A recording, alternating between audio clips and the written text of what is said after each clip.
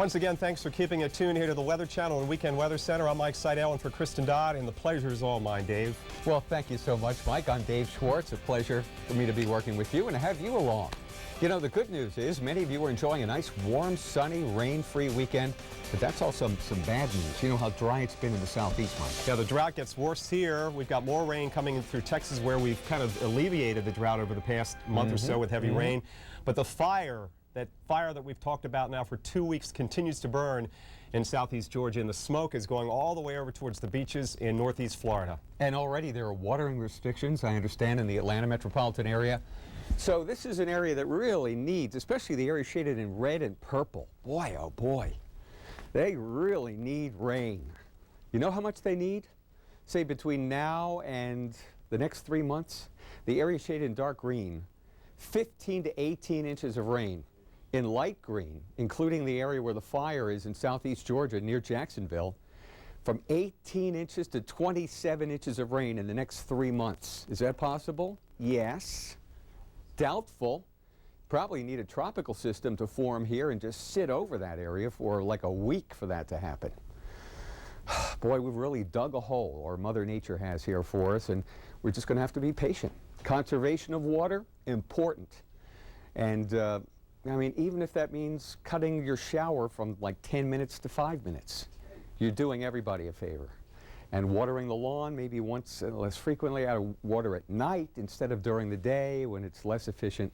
Those kind of things will really help. It's warm, it's beautiful, but in some cases just been too warm and too beautiful for too long. 82 degrees in Memphis, 82 in Tulsa, 83, a lovely day here in Dallas. West Texas, cooler, cloudy, stormy. There is a tornado watch in effect for southwest Texas, and that's in effect till 8 o'clock Central Time.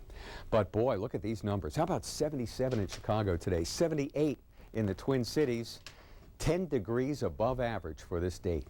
And I'll tell you, the warmth extends from Sacramento all the way back to Washington, D.C. and New York City. We're forecasting near 10 degrees above average.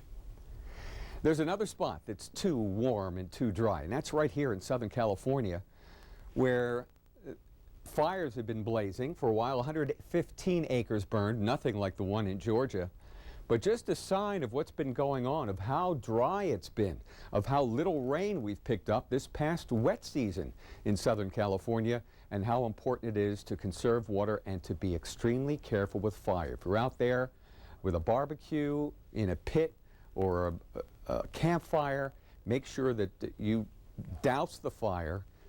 You take a shovel and stir it around and then douse it again with water. Vegas, today, 97, that would break a record. 85 in Salt Lake City would nearly break a record, and Denver's 85 would break the record set back in 1948. And as if that weren't enough, there's warm weather here in the Midwest. And it's warm everywhere, huh? It'll cool down around the Great Lakes to the 70s and 60s. That's not bad on Monday here in Chicago because of this cold front coming southward out of Canada. But aside from that, boy, there's hardly any cold air in America unless the wind is blowing in off the cold Atlantic waters, and that's exactly what's happening here in the Northeast. Well, that's a wrap on the heat and the fires. Now here's Mike Seidel with another big weather story. Yeah, the other big weather story continues to be the fact that we have some rain in Texas, and that will continue to migrate in through central and then eastern Texas. Right now it's primarily west of the hill country, storms around Lubbock and Abilene. And again, next couple of days as the high moves off through the Tennessee Valley to the eastern seaboard, that will allow this upper level system to migrate also towards the I-35 corridor. So if you're watching us from San Antonio, Austin, beautiful day today, but then the rain moves in. Also Dallas, Fort Worth, count on some flight delays from DFW down to Bush Intercontinental and Hobby Airport as you get into Monday night and Tuesday.